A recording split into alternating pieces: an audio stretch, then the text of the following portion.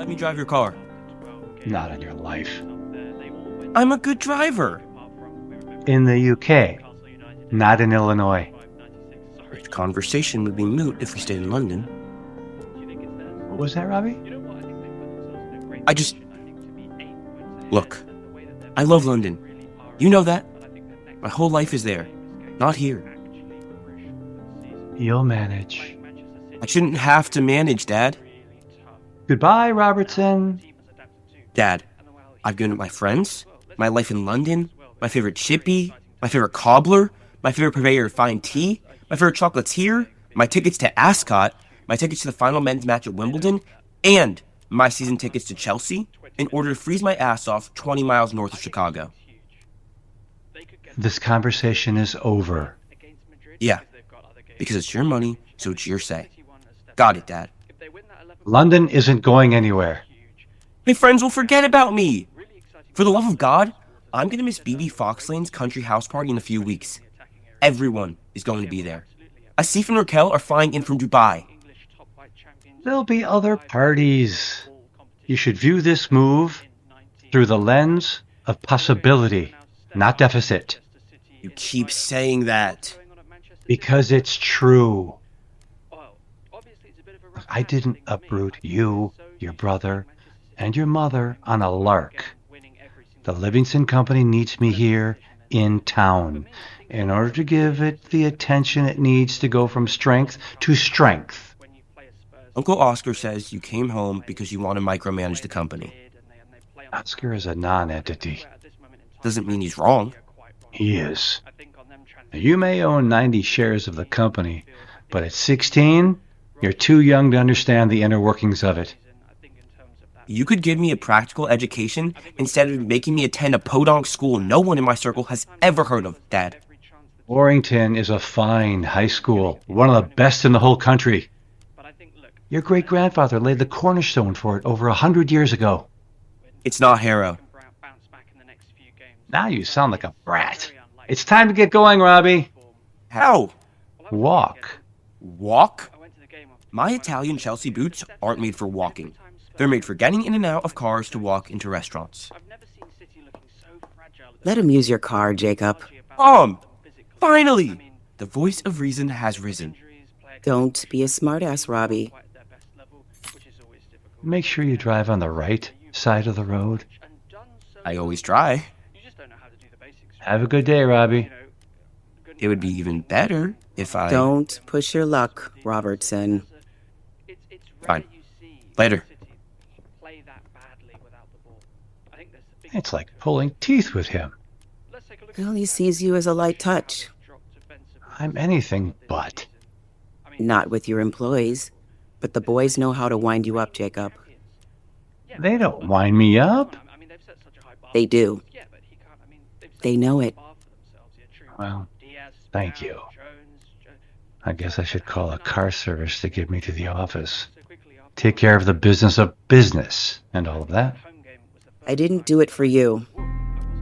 Jacob, I came to your rescue to get your son out of the house.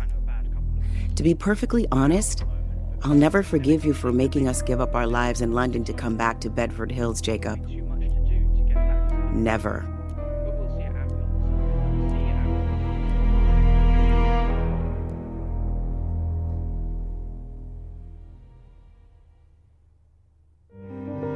Worlds Apart, created by Andrew Pemberton-Fowler.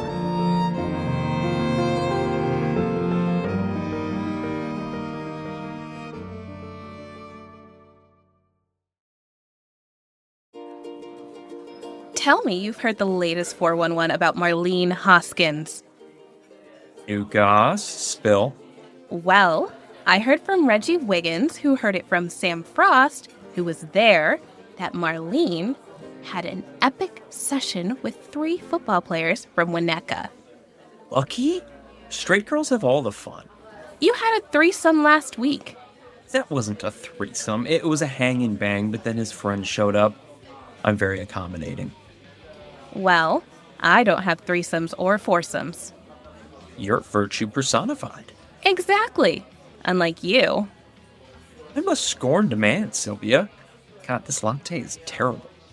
Nice! Huntress has the best coffee on the North Shore. What's up with you? Nothing.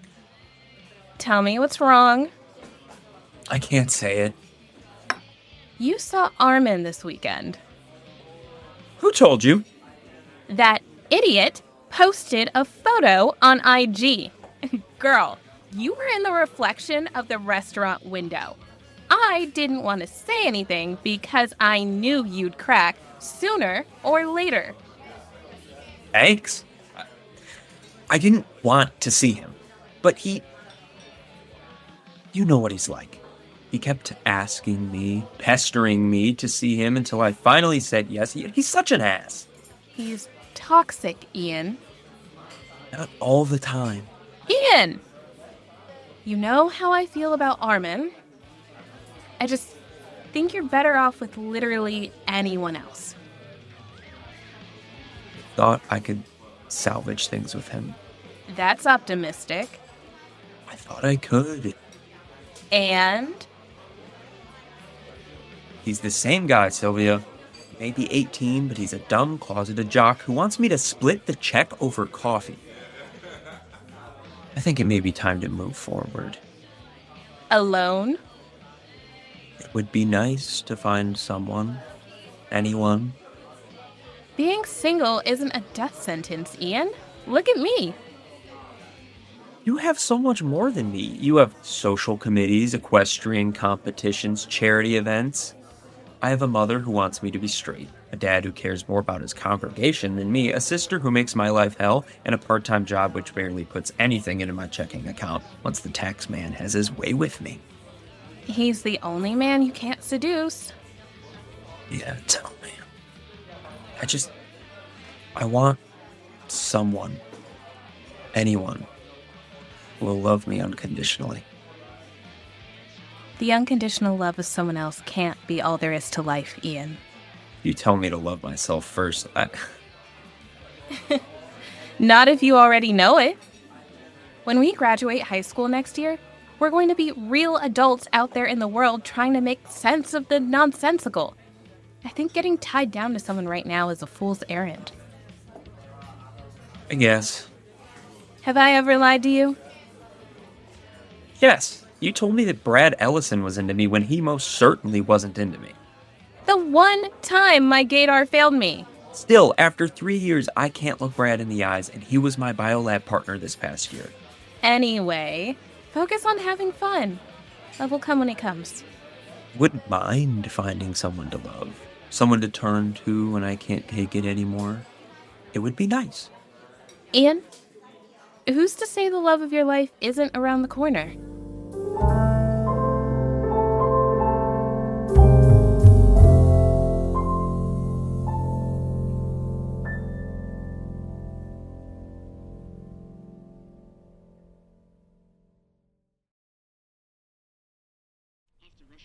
Are you sure you don't need anything else? If you do... Who's on the phone? We can always... It's Frederick. No, it's your father. I had a falling out with the British ambassador, so stay out of trouble, Frederick. Ignore him, Frederick. If there's anything you need, just let us know or have Carlo or Ava call us. All right? We love you. Goodbye, Frederick. Bye, son. How's he doing? Fine. Carlo told him to call me for permission to go to Surrey this weekend with a few friends. There's always something to do. In London, yes. Where are you going? The office. Running late. I won't be home for dinner. Jacob, you told me that we moved back to Illinois so we could spend more time together. I know. As always, your promises are made to be broken. Oh, that's not fair, Talia. Oh, it's too early to argue. I have a long day ahead of me. Thomas and I are having a meeting concerning the company's U.S. Merchant Bank. Once that's over, I have a long conference call with Vittoria and Carlo about the European banks. After that, I need to talk to Daniel about debt options for Cartwright going into Q4. And at some point, I have to focus on the real estate business, go over a myriad of issues clogging up my inbox, and find time to have lunch. I hope my day is busy enough for you, Talia. You have an actual day to look forward to, Jacob. I have the endless promise of seconds ticking into minutes before they morph into hours. We went on to Chicago for a shopping spree. Oh, I see. You expect me to forget about the life of purpose I once led in Chicago and go shopping for things I don't want or need. You know what I mean. I know I gave up my therapy business to move to London 5 years ago because it was what the business needed from you. I didn't complain. I spent 5 years building a life in London, and now, on a whim, you move us back to Illinois because you didn't like commuting between Chicago and London. You're the only one who hasn't lost anything, Jacob, and it's not fair. I told you that our move to London was temporary. Brexit wreaked hell on our banks in London and Paris. I couldn't fix the complexity of untangling their shared business from an office building in Chicago. I had to move to London. I thought it would take a year or two, not 5. Now, 5 years later, the banks are in better shape. Besides, it was time to come home. Bedford Hills is our home, Talia. It's not what you want to hear, but it's the truth. Things will get better, Talia. Go to the Sycamore Club. Reconnect with your old friends. Lay the groundwork to reclaim your crown as Queen of Bedford Hills. This feels like the end of my life. God, what'll happen to me now?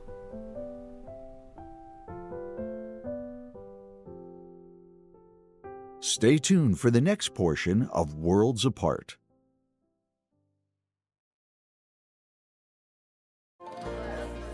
Wait, is that? It can't be. Robbie Livingston.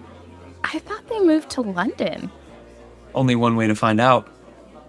Robbie! Robbie! Over here! Ian, stop. Yeah? Wait, I know you.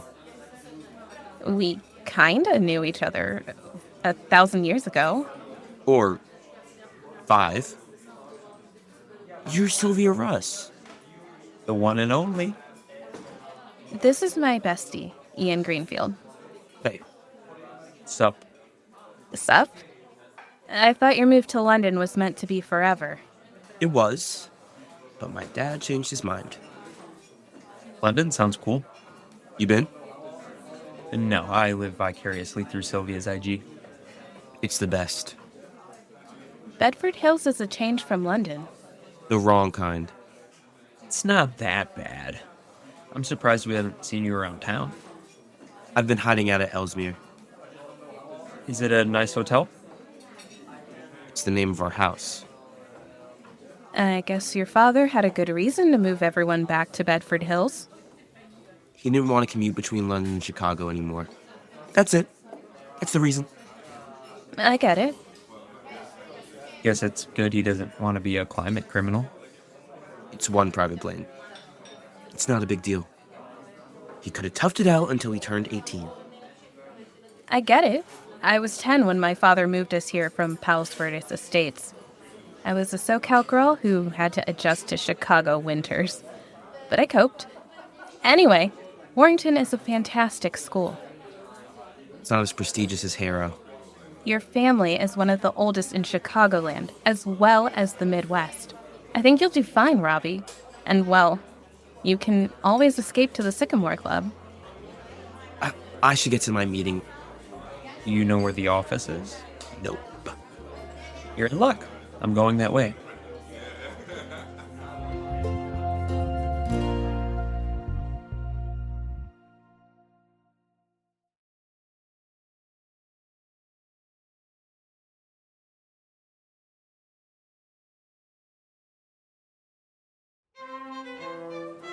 I appreciate the update, Thomas.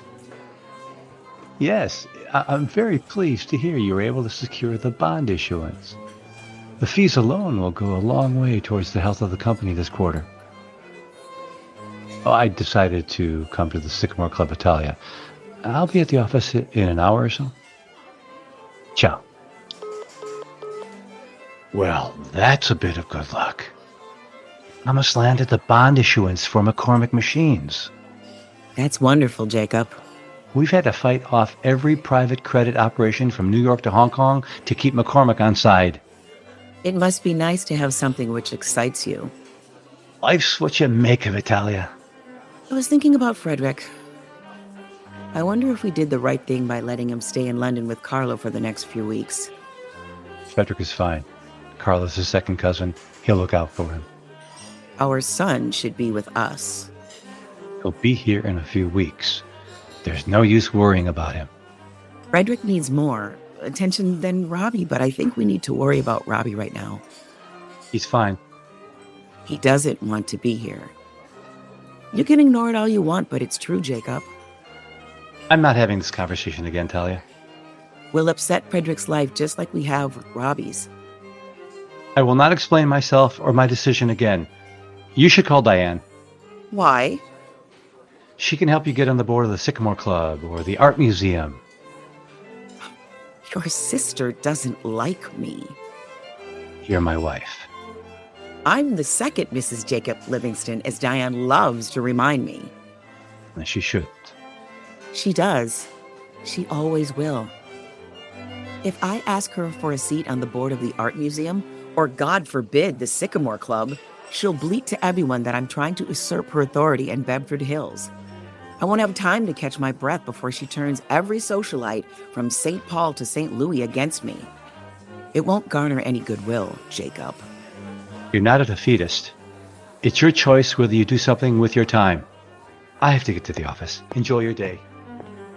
Excuse me, waiter? I'd like a bottle of champagne.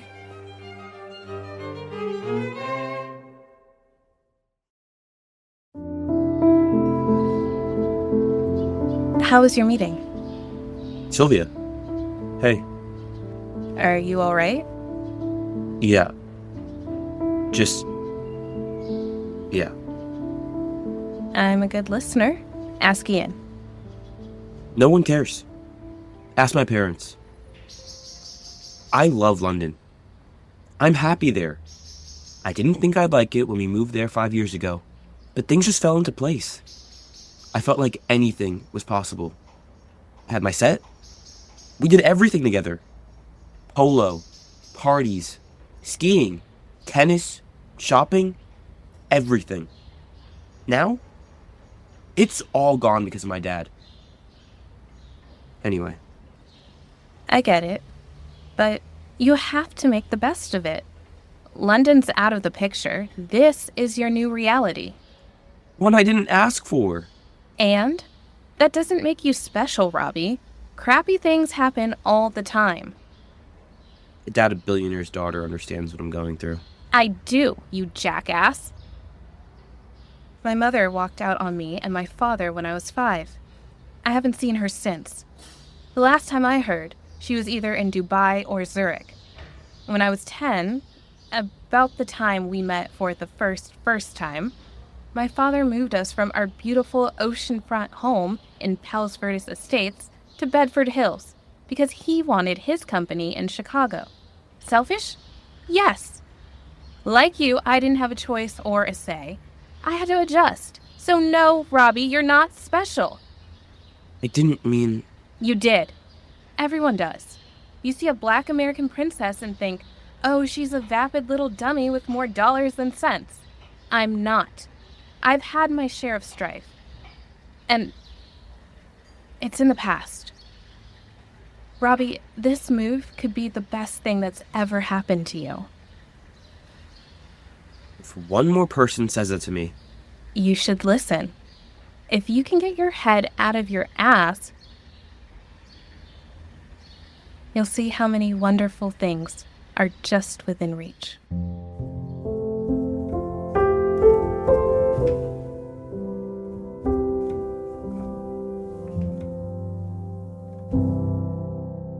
Worlds Apart will continue.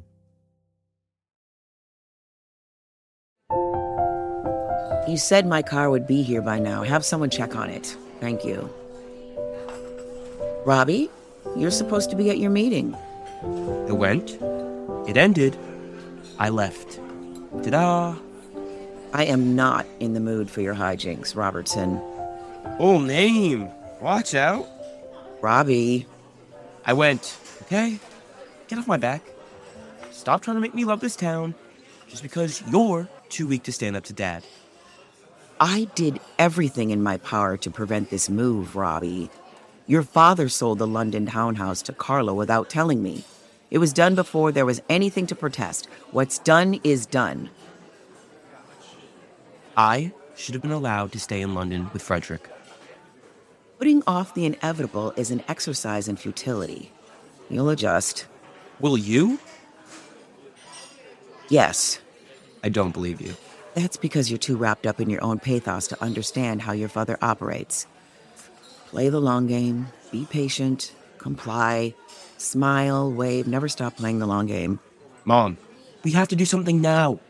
If you play the long game and muster a bit of patience, you'll get exactly what you want, Robbie. We'll be back in London before you know it. Wait and see.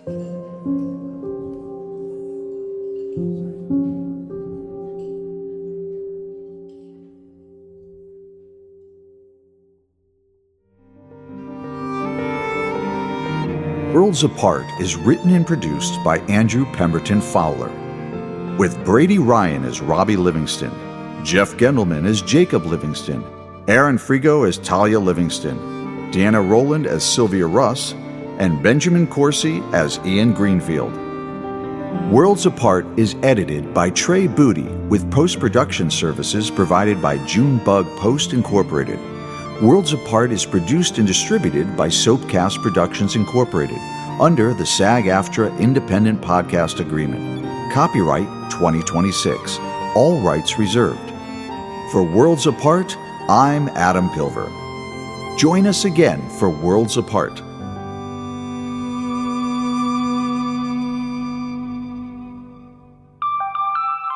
SoapKast.